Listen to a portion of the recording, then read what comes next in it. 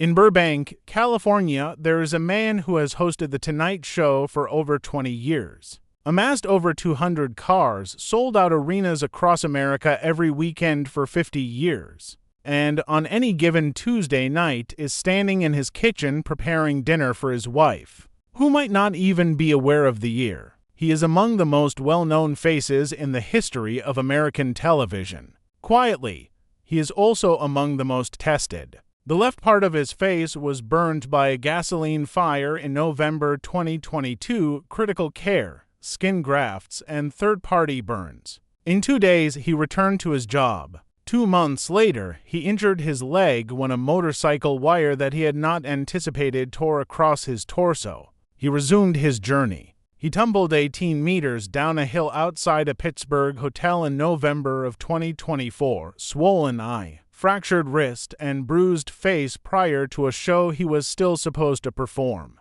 He did it. In 2 years, there have been 3 accidents. He was not stopped by any of them. Because his wife made the front page of his life, none of them did. He was diagnosed with terminal dementia with Mavis Leno, the lady he married 45 years ago and never once thought about divorcing. For 3 of the most difficult years of Jay's life, she woke up every morning thinking she had just learned of her mother's passing. The grief resets every morning.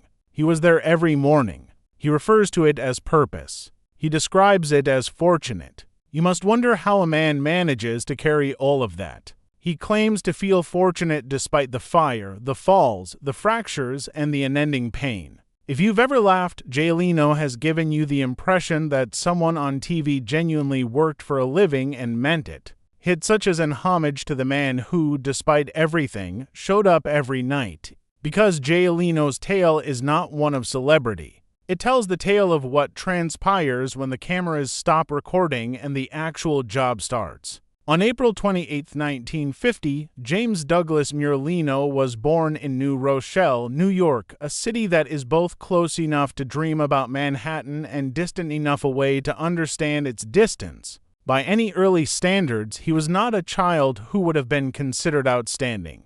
His instructors most definitely didn't.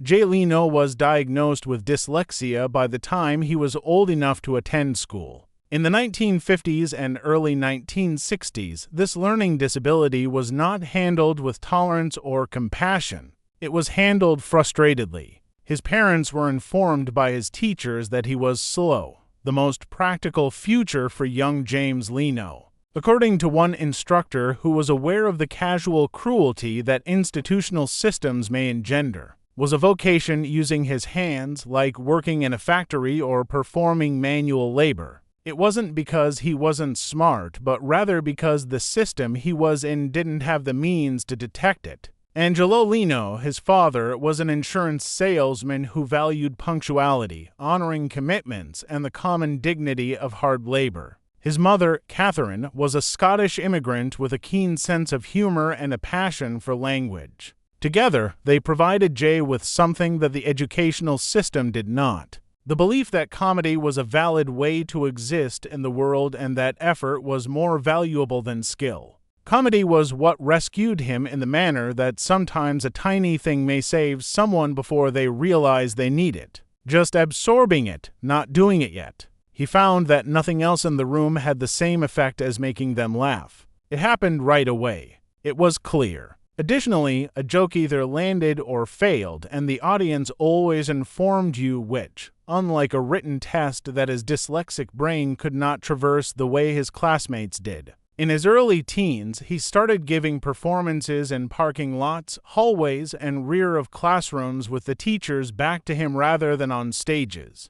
Without realizing it, he was creating something. The capacity to read a room, sense when a joke was going to land, and bounce back calmly when it didn't. These weren't performance talents in the traditional sense, these were survival abilities. And they were being developed in a body that the educational system had previously dismissed in a low-key manner. Leno went to Andover High School after his family moved to Andover, Massachusetts. He was not an exemplary pupil, but he was an unwavering worker, a quality so fundamental to his character that it would characterize each decade of his adult life in ways that no one could have foreseen. He worked at a Ford dealership, cleaned dishes, swept floors, and accepted jobs. A biographical detail that, in hindsight, reads almost too perfectly given what his garage would eventually become. However, it was just a paycheck at the moment. Additionally, Jay Leno was a young man discovering that being present was a sign of respect for oneself. He attended in Boston's Emerson College and earned a degree in speech therapy in 1973.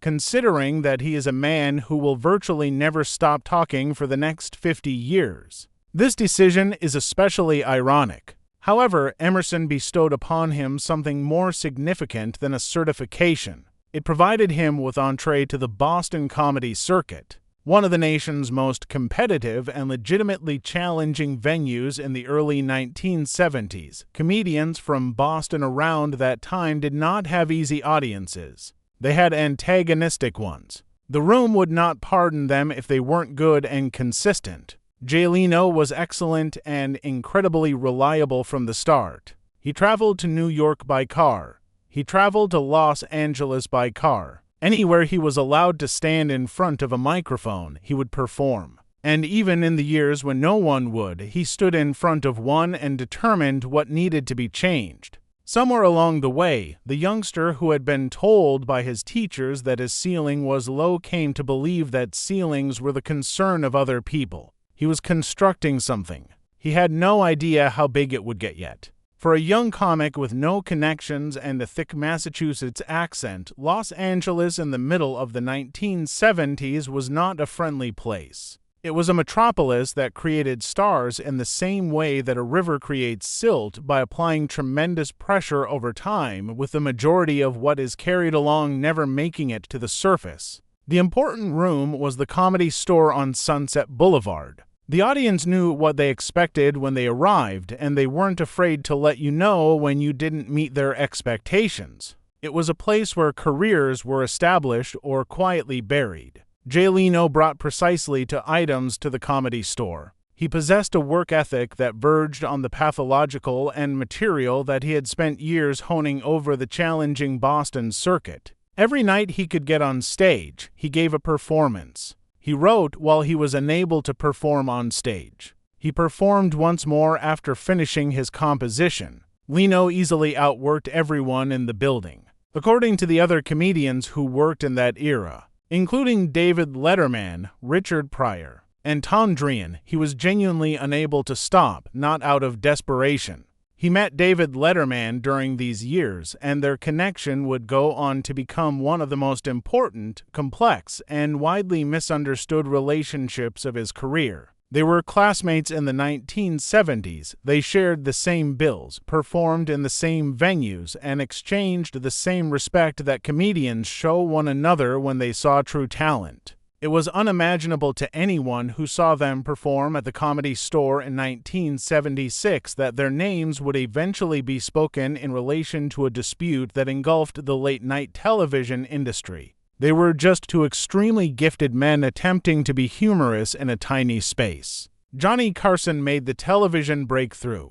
Leno appealed to Carson, who at the time was not just the host of The Tonight Show, but also the recognized leader of American late night. Then he had Leno as a guest. On the other hand, every performance improved something, contributed a level of accuracy to a technically sound performing style, and continued to gain more. Therefore, Carson's support during that time was more than just a compliment. It was a transfer of credibility, the most valuable commodity in the entertainment business, from the man who had established the genre to the man who would ultimately continue it. Jay Leno was one of the nation's most sought-after stand-up comedians by the 1980s. He was performing at locations that had previously seemed unattainable. Instead of the exaggerated nonsense of celebrity mathematics, he was receiving fees that represented true market value. Notably, he was doing over 100 gigs every year, all the while making TV appearances,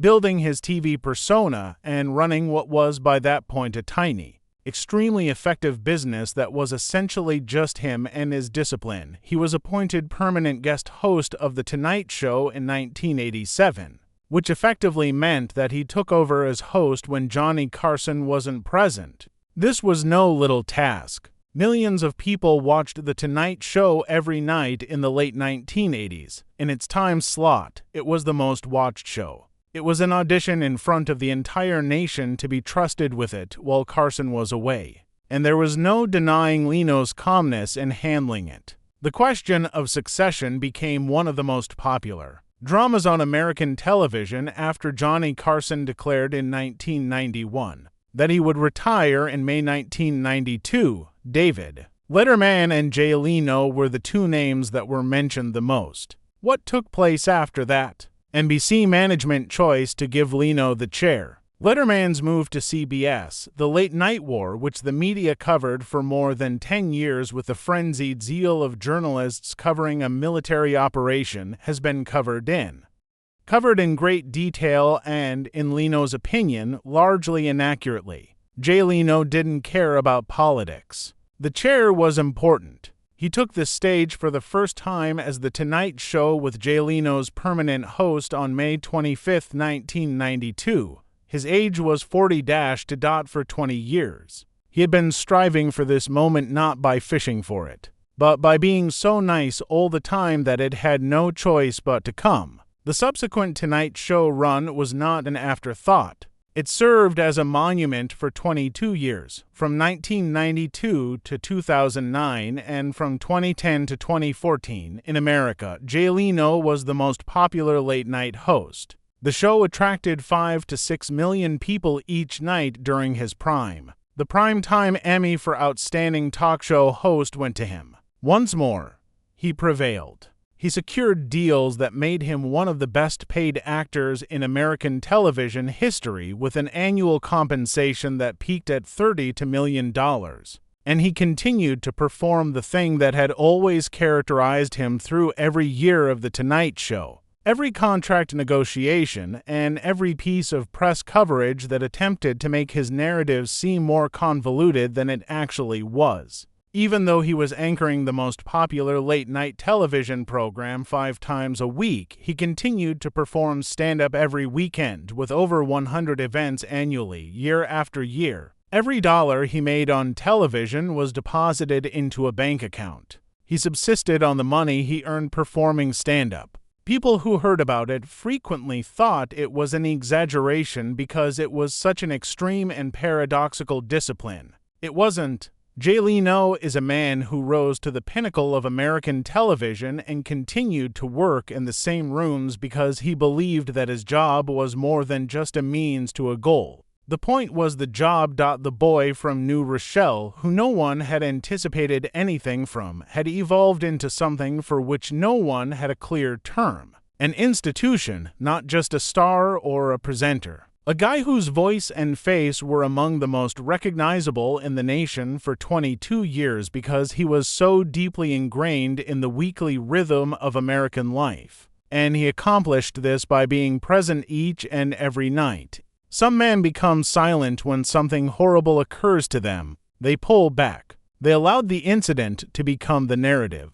Allow the wound to become your identity. Let everyone's misery be written in the headline and left there. That man is not Jay Leno. The events of November 2020 demonstrated that Jay Leno is, in fact, the exact opposite of that man. He was in his garage in Burbank, California, on a Saturday morning. The garage is not a place to hang around. More than 200 vintage vehicles and motorbikes are housed in this operational restoration and maintenance facility, which is run by a man who doesn't collect cars the way some people collect trophies. The facility is manned by mechanics with professional tools. He works on them. He has a mechanical understanding of them. He enters them, goes underneath them, and spends hours performing the kind of intricate, practical work that most people with his level of wealth would have long since given to someone else. He was working beneath one of the collection's oldest and most technically challenging cars, a 1907 white steam car, on this particular morning.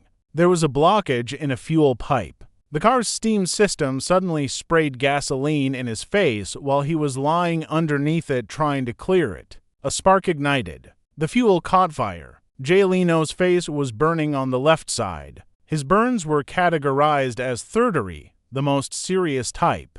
indicating that the damage had penetrated the skin and into the tissue beneath his left ear, the left half of his face, parts of his neck, and his hands. The pictures that surfaced in the days that followed did not lend themselves to easy comfort. This was a severe wound. This type of injury alters a person's life. He was sent to one of the top burn care centers in the nation, the Grossman Burn Center at West Hills Hospital. He underwent a number of medical procedures, including skin grafts, a painful surgery that is difficult to describe in which healthy skin is taken from one area of the body and used to replace what was damaged in another. Dr. Peter Gieman, who has treated some of the worst burn injuries in the nation, was assigned to Leno's care. Gieman later noted how quickly Leno recovered. You may learn all you need to know about Jay Leno's connection with suffering from what transpired next. In 8.5 days, he was released from the hospital. 2 weeks later, music was pictured at Jay Leno's garage Christmas party, standing with his staff, wearing visible bandages and grinning. When he publicly discussed what had happened, he did so in a straightforward and genuinely humorous manner, which is just the way he speaks. This is what he stated: "I was absent from work for 2 days. So it wasn't horrible. 2 days, numerous skin grafts, critical care, and third-degree burns all over his face. 2 days." People who heard his later version of the accident felt a little ashamed that he had ever thought to complain about anything because of his lucidity and lack of self-pity. "I got burned in a fire," he admitted to an interviewer. "I had gas in my face. A spark leapt. It's not as if how did this occur? People get burned on a daily basis after all." Furthermore, even when the topic is his own burned face, he is unable to control himself because he is Jay Leno. "I had to call my face guy and say, 'Listen, remember that new face you gave me? You got another face there. I need another one,'" he continued. "And he went to show me another face. I take it you can't see the zipper. You're unable to." Even though he was the one who had been injured, the joke and his innate desire to make the room feel better made the recovery remarkable by any medical standards. It isn't a performance. It's a philosophy. When a situation gets truly unfunny, a man who has spent 50 years making others laugh does not abruptly stop. Jay Leno doesn't use humor to avoid suffering, therefore he leans into it more. It's the way he interprets it. It's how he keeps his hold on the one thing he's ever had real control over, how he reacts to the world. The world brought something different 2 months after the fire. He came onto a wire stretched across a driveway while riding one of his motorcycles. It was unmarked, had no flag, and was invisible against the light because the sun was in his eyes. He was caught by the wire. With the same economical candor that he applied to everything, he later described it. "The man had a wire across a driveway without a flag as I was riding my motorcycle. When I turned, the sun was in my eyes, ripping my face. His leg was broken. He got better. He resumed his journey. In 2 months, there have been 2 major accidents. The kind of accumulation that would have caused most men to contemplate for a long time about pace, death, and whether the cosmos was trying to convey a particular message through repetitive physical hardship. Jay Leno doesn't seem to have gotten this message. If he did, he didn't agree with its conclusion. He continued. He continued to perform. He continued to work on the vehicles. Then, in November 2024, precisely 2 years after the fire, he was strolling close to a hotel in Pittsburgh for a stand-up performance when he fell 60 feet down a slope in the dark and over the side of an 18-meter hill. He was supposed to perform before a show. He had a swollen eye, a bruised cheek, and a shattered wrist. In 24 months, there have been 3 accidents, 3 recoveries, and no pauses.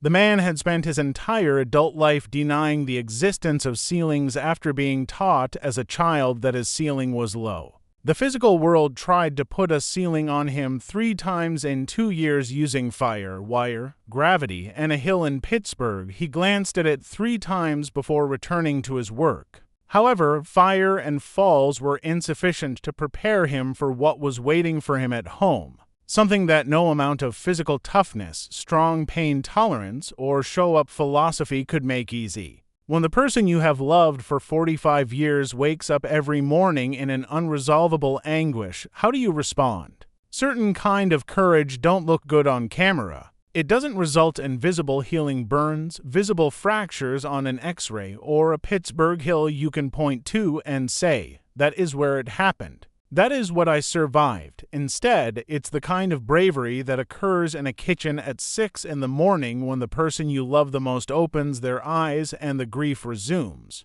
And you are there just as you were yesterday, just as you will be tomorrow, preparing breakfast, saying what needs to be said, and maintaining the structure of the life you created together while the illness stealthily removes chunks of it every day in a path that can only go one way.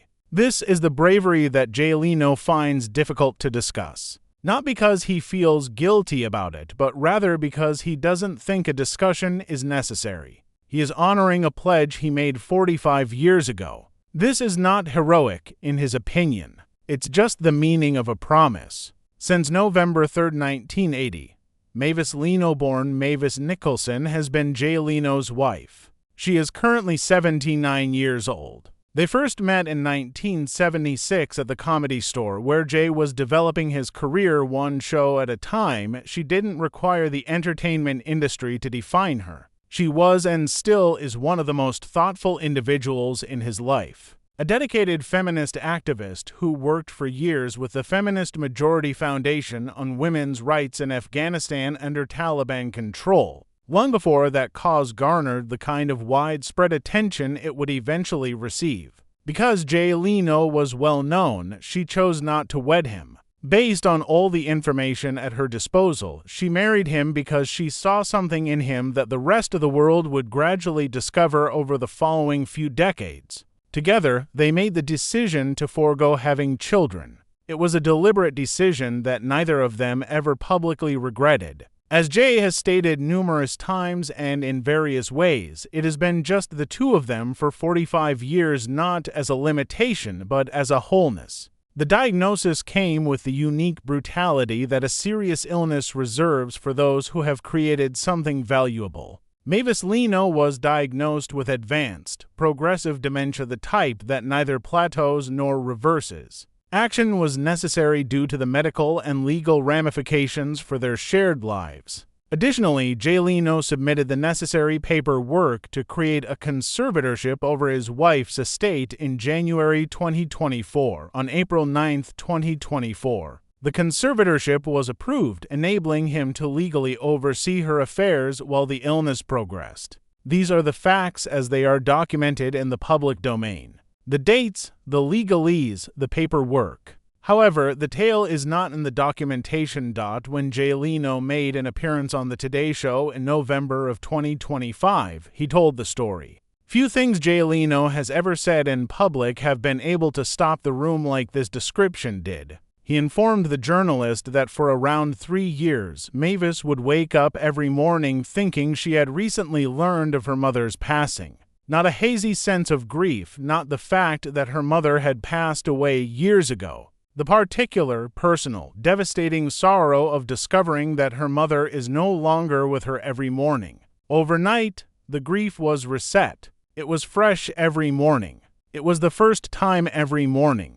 Take a moment to sit with that. As a human reality, not as a medical description. When the person you love wakes up, the worst news of their life is the first thing they encounter before the day has had a chance to offer them anything. The following morning and the morning after that, it occurs once more, for a duration of 3 years. On each of those mornings, Jay Leno was there. He did not use martyrdom to characterize this. He did not present it as a burden or a sacrifice. He explained it in the same straightforward, factual manner that he tells everything, with such bare honesty that it hits harder than any exaggeration could. He took special note of how things had changed over the past 3 years, noting that Mavis no longer wakes up to that particular grief every morning, and that, in his words, she appears calm, joyful, and at ease. "She's not forgetting me," he said to the interviewer in a way that made clear the location of his greatest concern.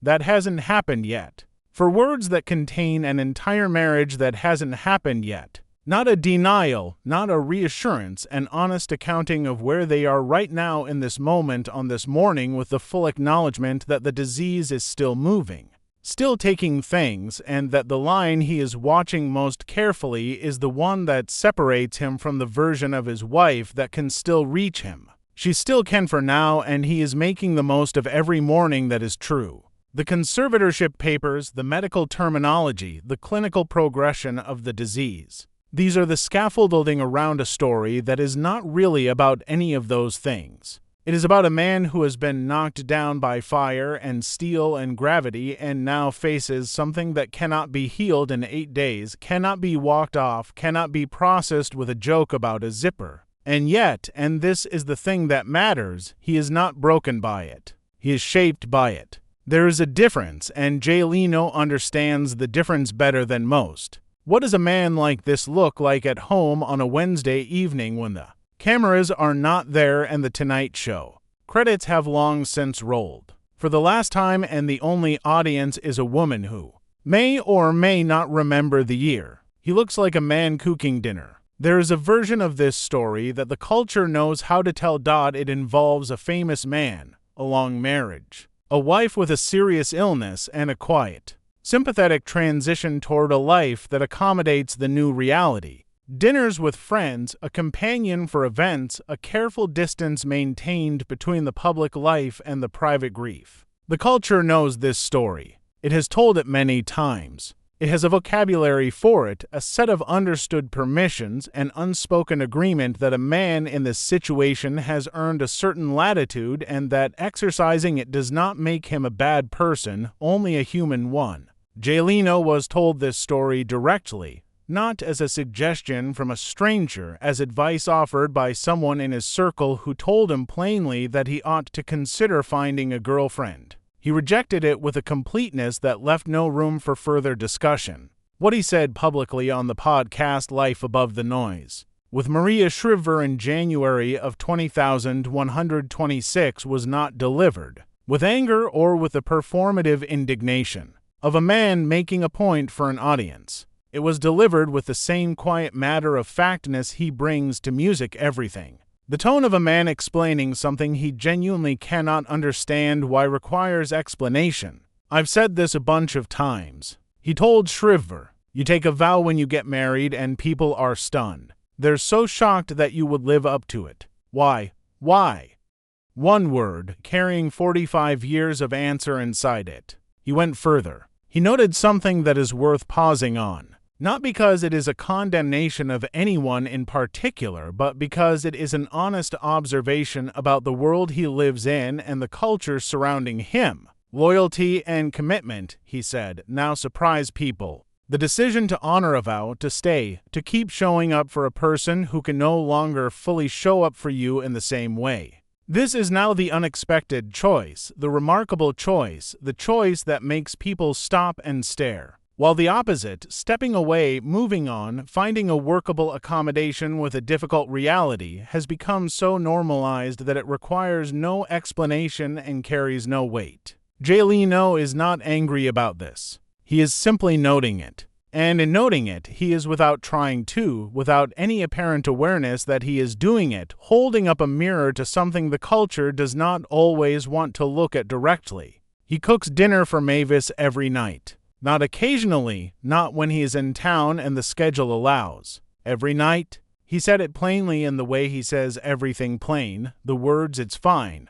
I enjoy taking care of her, and "it's fun" could be interpreted as deflection or denial if you didn't know this man. If you hadn't spent any time with someone who has built his entire adult life on the tenets that showing up is its own reward. That work is not a burden to be endured, but a structure to be inhabited, and that purpose is not something you find, but something you build every day with your hands. Your attention and your refusal to stop. No. Because she's not in any pain, he replied. She's not in pain. It is not comparable to cancer or a tumor. Alzheimer's and dementia just cause bewilderment. And it's all right. That's all right. I enjoy being her rock, he said. It makes you feel wanted. You got a purpose now. So, it's good.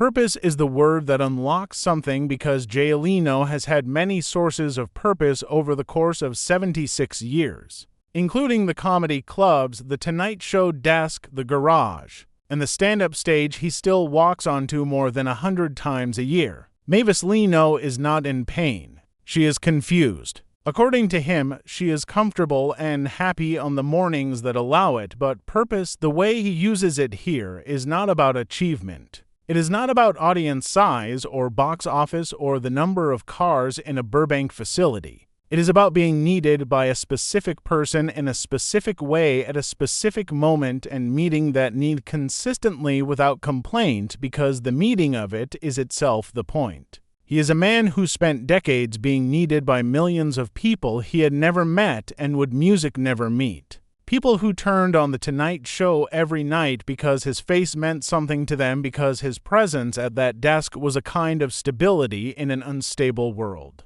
He was good at being needed in that way. He was very good at it. But being needed by Mavis Leno in a kitchen in California on a Wednesday evening, that is a different thing entirely. It is smaller and more specific and more irreplaceable. You cannot be replaced at that table by another late-night host. You cannot be substituted by a clip on YouTube. You are either there or you are not. And Jay Leno is there every night. The suggestion about the girlfriend was made once. It was not made again. Jay Leno is a man who can communicate a great deal without raising his voice, and apparently the clarity with which he rejected that particular piece of advice was sufficient to close the matter permanently. What remains open, what cannot be closed because the disease does not allow for closure, is the daily reality of a life organized entirely around care. Around presence, around the decision made every morning when he gets up and goes to the kitchen to be the thing that holds. He described what that looks like in the specific and unguarded way. He tends to describe things when the subject is Mavis. She still got the fire. Said about a woman with advanced dementia. Said with the particular warmth of a man who has been watching that fire for 45 years and has not yet stopped being grateful that it burns. She still recognizes him. That line, "She's not forgetting me," that hasn't happened yet, carries everything inside it. The relief of the present tense, the honesty of the qualifier, the refusal to pretend the future is not coming while refusing equally to let the future ruin the morning that is actually here. Jay Leno at 76 wakes up every day inside a life that contains things most people would not know how to carry. The burns that healed, the leg that mended, the wrist that was fractured on a hill in Pittsburgh and is now fine. And then the thing that does not heal, the thing that only moves in one direction, the thing that no amount of work ethic or humor or physical toughness can redirect. He carries it by cooking dinner. He carries it by being the rock. He carries it by finding in the daily act of care a purpose that does not require an audience or a punchline or a desk on a television set.